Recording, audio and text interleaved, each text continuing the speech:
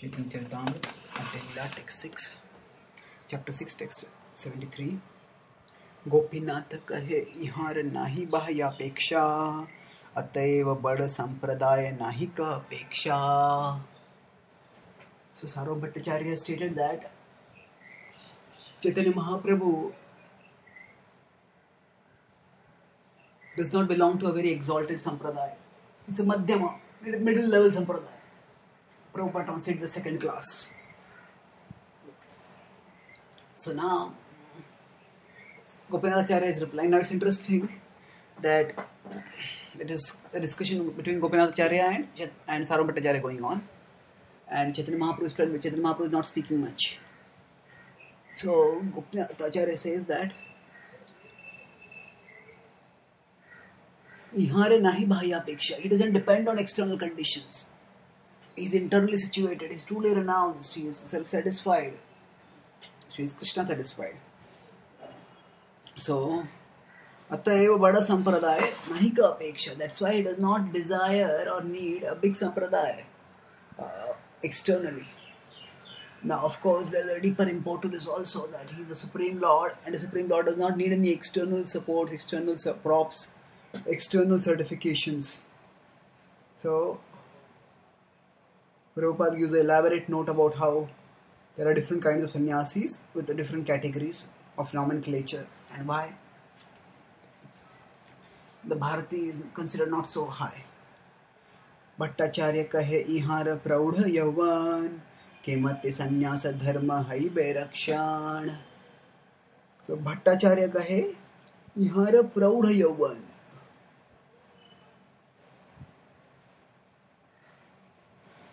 He is just in the later stages of his youth. Actually, praudha yavan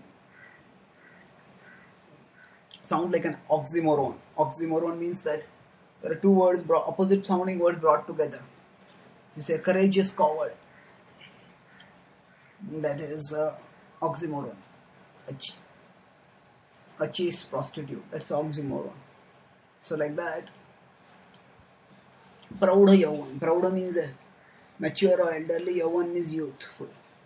So that means in the mature stages of youthfulness. Prabhupada translates that is full-fledged youth. So, Kemate sannyasa dharma hai berakshan. So, Bhattacharya spoke that he's just in the youthful stage now. So, how will he be able to protect his sannyas? Kemate, in what way?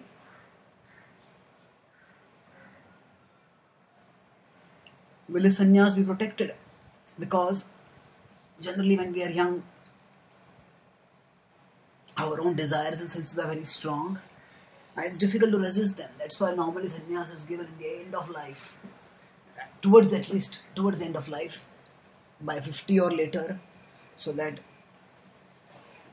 the body's urges have decreased. And the mind has also gained some realization. But Chaitanya Mahaprabhu has taken sannyas at a very young age.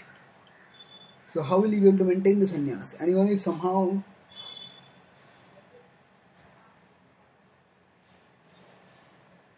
one is oneself controlled, still there are people who will try to take advantage, who may get attracted. If somebody is young and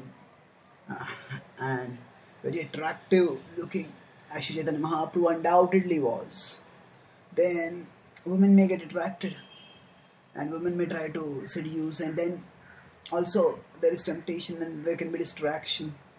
So sannyas requires protection. So if he is so young, how will the sannyas be protected? Is being asked over here. Nirantar iha ke Vedanta shunaiba vairagya advaita marge pravesha karaiba. Nirantar iha ke. So it was the question that he asked, how will he be able to protect the principles of sannyas? That is a rhetorical question, in the sense that he was not expecting an answer from any of them. He himself gives the answer over here, and he says that I will teach him Vedanta.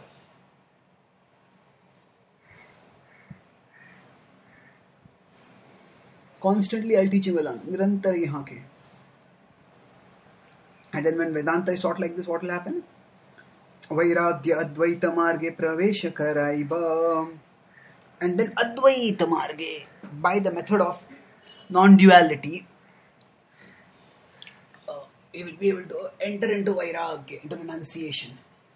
So what does it mean by the path of monism or non-dualism that one will enter into vairagya? If one studies Vedanta, and Sarvabhauma is planning to give the monistic interpretation of my Vedanta, then through that philosophy, if one sees the world, then one sees ultimately there is only one substance existing everywhere, and that is Brahman. And all the objects that come across our sense perception and that captivate us, all these objects are ultimately illusory. They are not just illusory, but they are actually illusion. And one sees them as insubstantial. One sees that one has to go beyond these. And thus, by recognizing the illusoriness of the sense objects, one can resist becoming attracted by them. And on the other hand, if one understands that the Brahman is the essential substance, Brahman is the ultimate substance, then one can become fixed in the pursuit of Brahman, in the attainment of Brahman. And in this way, by the hearing of Vedanta, it is not so much that they get a higher taste, but they get a intellectual conviction. Higher taste comes by the path of bhakti, which gives higher happiness. Essentially here, Sarvabhauma is saying that by hearing Vedanta, getting the vision of oneness, one will be able to become free from illusion. So 76th text, कहेन यदि पुनरापि योगपट्ट दिया संस्कार करिए उत्तम संप्रदाय आनिया.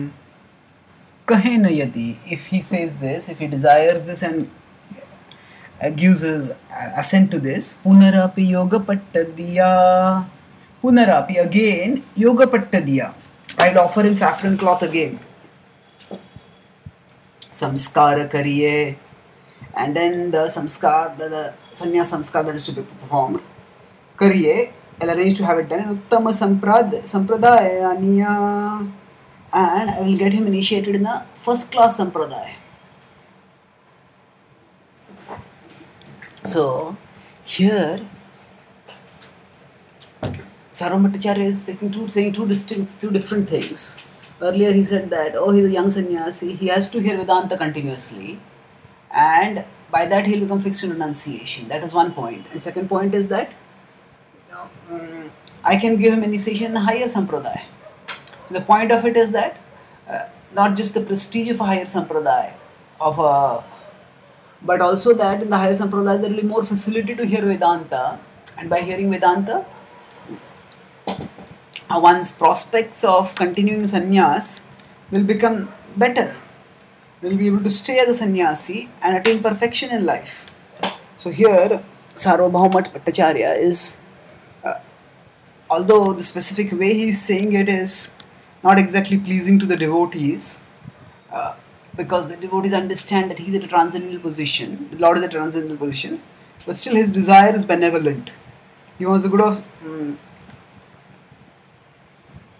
the Lord. So now,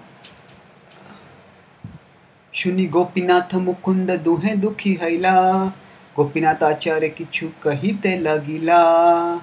So Shuni Gopinath Mukunda, on hearing this, both Gopinath and Mukunda, they Duhe Dukhi Haila, both of them became sad, both of them became distressed. And Gopinath Acharya Kichu, and to Gopinath Acharya Kichu Kahite Lagila, they started speaking some things to him. Kahite Lagila. So now, the devotees always want to glorify the Lord, and anything that interferes with his glorification, that hurts the devotees. So the idea that a learned person like Sarvabhauma would be caught in externals and not understand the Lord's great position, that is something which is not pleasing to the heart of the devotees, and thus they raise this issue. And Bhattacharya tumi har na jana mahima Bhagvat Lakshanera ihate sima. So then this thought about this and he spoke, and now he'll bring another theme which will start from the next verse. Bhattacharya tumi ihara na jana mahima, that you do not know the greatness of this person. Bhagavata Lakshanera, he has the characteristics of Bhagavata, he has the characteristics of Godhood here. Ihate isima, they are manifest in the highest degree. Bhagavata. So, how they are manifest in the highest degree, and how eventually Sarvabhauma Bhattacharya will gradually become convinced about this, that we'll discuss in the future talks. Thank you.